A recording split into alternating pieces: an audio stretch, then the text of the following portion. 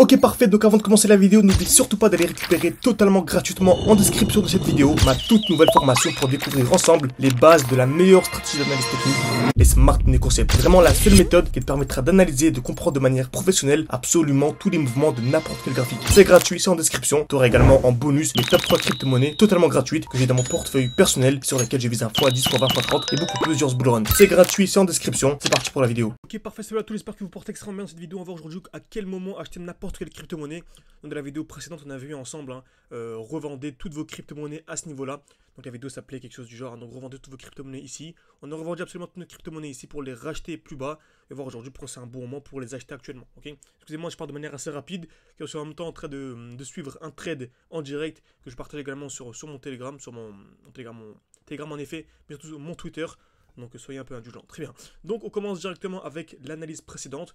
Donc c'est toujours la même chose, hein. Vous savez, ici on est seulement en 8 minutes, on va dire time frame 8 minutes, mais que vous soyez en 8 minutes, en daily, en weekly, en 6 mois, c'est exactement la même chose, ok? Si vous arrivez à trader et analyser des analyses, donc en petit time frame, donc ici en 8 minutes ou 5 minutes, bah lorsque ça va être en weekly ou en plus haut time frame, ça va vraiment être un jeu d'enfant pour vous.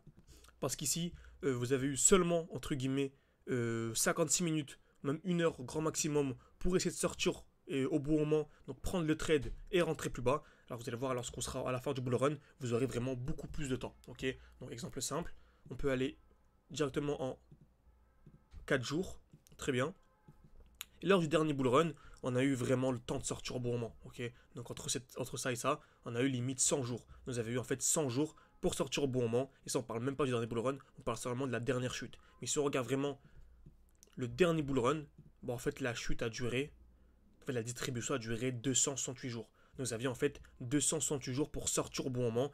Donc imaginez-vous, hein, si en 56 minutes, vous arrivez à exécuter une telle sortie, en 200 jours, c'est plus qu'un jeu d'enfant pour vous. Okay, donc on va faire un petit rappel extrêmement rapide. Donc je vais revenir dans la time frame, très bien. Donc là, ce qu'on appelle des zones de liquidité. Donc dès lors que vous analysez un graphique, la première chose à faire, c'est vraiment regarder les zones de liquidité. Donc c'est très simple, lorsque le marché vient taper plusieurs fois au même niveau. Ce qu'on appelle les zones de liquidité. Ok, donc, tac, on a ça, très bien. Et là, on a seulement 2 zones de liquidité. Une au-dessus, très bien, et une en dessous. Donc la zone du dessus, on appelle ça une zone de QH, et la zone du dessous, une zone de QL. C'est toujours la même chose, encore une fois. Si vous vous formez de manière plus sérieuse avec moi, vous pouvez me contacter sur WhatsApp, sur Telegram. C'est en description, en commentaire épinglé de cette vidéo. Le but, c'est de discuter ensemble durant une dizaine de minutes et proposer selon votre profil, selon votre budget, selon votre disponibilité, un accompagnement personnalisé sur un an. Ok, donc on a ça, EQH, EQL. Dans tous les cas, ces deux zones vont être liquidées. C'est ce qu'on a vu dans la partie 1. Donc si on vient casser vers le bas, c'est un bon moment pour acheter. Parce que dans tous les cas, on va venir casser vers le haut. Donc on achète ici pour revendre plus haut. Très bien. Et si on vient casser vers le haut, c'est l'exemple qu'on a actuellement, bah, c'est un bon moment pour revendre. Pourquoi c'est un bon moment pour revendre? Tout simplement parce qu'on sait très bien que dans tous les cas, on va venir un jour ou l'autre en dessous de la zone de QL. On va venir en dessous de la zone de QL. Donc si on va venir en dessous, on va perdre de l'argent. Donc le mieux c'est de revendre pour racheter plus bas. C'est exactement ce qu'on a fait ici. On a revendu pour racheter plus bas. Très bien. Maintenant on est ici. Voyons ce que le marché nous donne. Bon, on remarque toujours la même chose. Étape numéro 1, rechercher les zones de liquidité. Donc on en a une ici, une nouvelle, une touche, deux touches au même niveau. Celle-ci on peut la supprimer parce qu'elle a été cassée. Très bien. Donc maintenant c'est la même chose. On va acheter pour revendre au-dessus. Parce qu'on a une nouvelle zone de liquidité qui n'a pas encore été cassée. Donc on va acheter à ce niveau-là. Ok. Acheter en masse pour revendre au-dessus. Tout simplement. Ok. Etc. etc. Si on a par exemple ceci. Donc une belle petite chute. Là c'est un bon moment pour racheter. Ok. Pour revendre au-dessus. Très bien. Maintenant étape numéro 1. On va supprimer cette zone. On a une nouvelle. Une touche, deux touches au même niveau. Donc là, c'est rebelote. On va revendre pour racheter plus bas, etc., etc., etc. Vous allez voir que par exemple ici, précédemment, on avait une nouvelle zone de liquidité. Très bien. Donc c'est la même chose. Celle-ci, elle a été cassée, on va la supprimer. Parfait.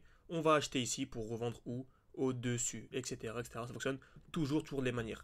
Donc, sur notre graphique, c'est exactement ce qu'on a eu. Donc je vais effacer tout ça. Donc on avait ici une belle zone de liquidité, on a revendu pour acheter plus bas. Et maintenant en dézoomant, on remarque quoi? Qu'on a une belle zone au-dessus, en bleu ici. En 1 heure on verrait mieux. Une touche, deux touches au même niveau. Ok, donc on va ici acheter à fond pour revendre au-dessus, tout simplement. Ok. Donc le marché commence à exploser, très bien, on va mettre notre stop loss en dessous bien sûr. Et là, bah, magnifique, c'est déjà venu exploser. Mais encore une fois, on est en arrière, ici on doit passer grâce à l'outil replay des barres de TradingView. Mais tout ça, on l'avait partagé en direct, bien sûr, sur mon Twitter. Ok, n'hésitez pas, vous avez tout ça. Le Twitter, c'est gratuit, c'est le Composite Man, tout simplement. Donc j'espère que cette vidéo vous a plu. N'hésitez pas à mettre un like, à vous abonner. N'hésitez pas à écrire également partie 2 dans cette vidéo, plutôt partie 3. N'hésitez pas à écrire partie 3 en commentaire de cette vidéo si vous voulez une partie 3. J'ai beaucoup d'exemples à vous partager. En général, c'est ce que je partage avec les membres de mon école. Donc j'ai une école en ligne, n'hésitez pas encore une fois, si ça vous intéresse d'être formé avec moi, avec mon équipe durant 1 an. Tout en description et en commentaire épinglé. WhatsApp ou Telegram, vous choisissez, vous me contactez. Ce sera un réel plaisir de discuter avec vous. Merci à tous et à la prochaine.